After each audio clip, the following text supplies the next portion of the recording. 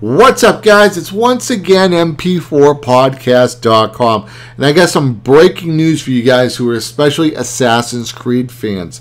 2015 will be the first Assassin's Creed movie to hit the silver screen.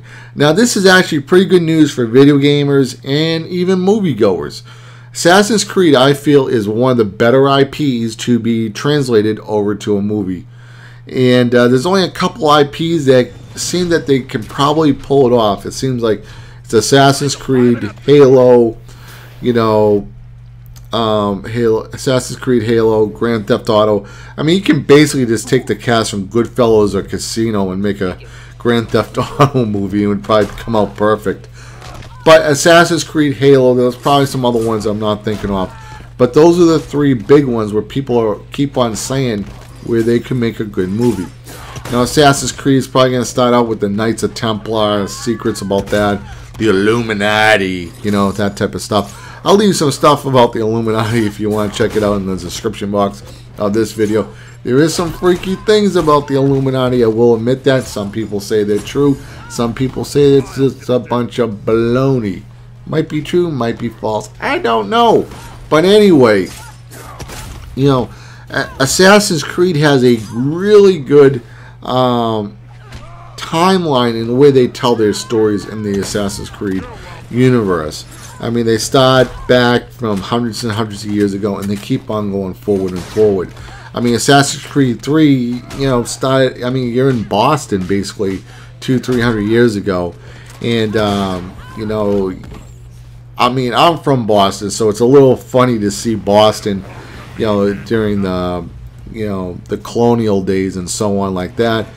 But you're seeing the progression of Assassin's Creed. This could actually be a really good franchise to bring to the silver screen, where they could keep on changing the timeline of the movie. So you start off 2,000 years ago or whatever, and you keep on coming forward in time. And that kind of makes it kind of interesting, because what you can do with Assassin's Creed, you have the main character who's like in the modern world, who lays down and he goes into the virtual world or whatever you want to call it. But all those assassins, can be played by different characters, so you can always introduce new blood to the series. Also, there are side stories to Assassin's Creed. I have Assassin's Creed for the PSP.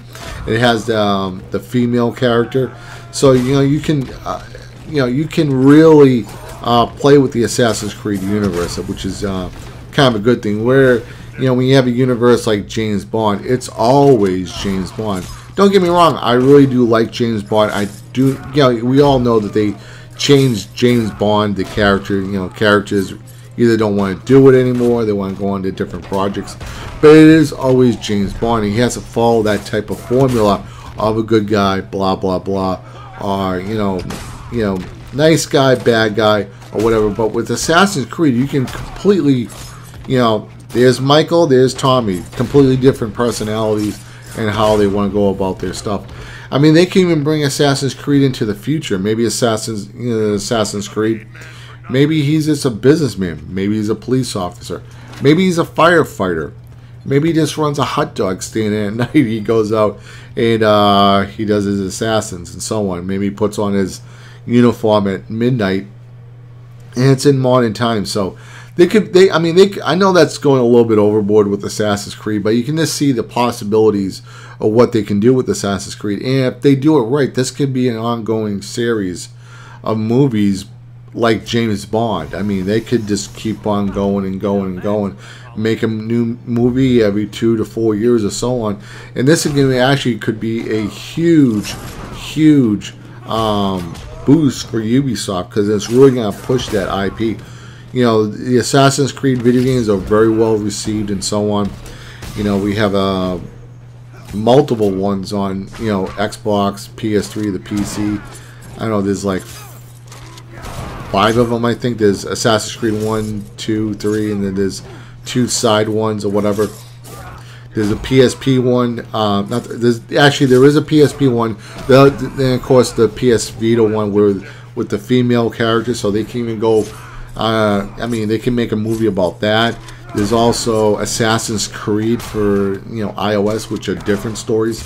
So they can really open up the Assassin's Creed world.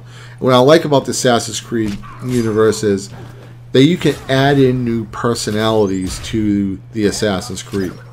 Of course, like I say, you're always going to have the main character who is in modern times, who goes into the virtual world, but the assassin, you could always have a new character and so on. And maybe they can even do movies where, it's not even about the game. Like this movie, it has its own story that hasn't been told in a video game. So this is actually a good thing, and hopefully if they can do this right, we'll see better video games converted over to movies. Because one of the things that people don't understand is when a video game is created, it's created for gameplay primarily, and it's about the mechanics of the gameplay. Storytelling too. You do want a good story, but the primary goal of making a great game is gameplay, and then you try to put a story on top of that and so on, and then spread it out. And like Wing Commander was a lot of fun to play when I used to play it. It had a fun story for playing it on a computer or on your 3DO as I did. But when they executed Wing Commander, it was just a really low budget movie. It kind of felt like it was just cheesy. Like the sets were cheap. When you think Wing Commander, you're thinking about these big giant battleships, kind of like Star Wars, Star Trek, and that's the budget I wanted to see in a Wing Commander movie, and we didn't get it.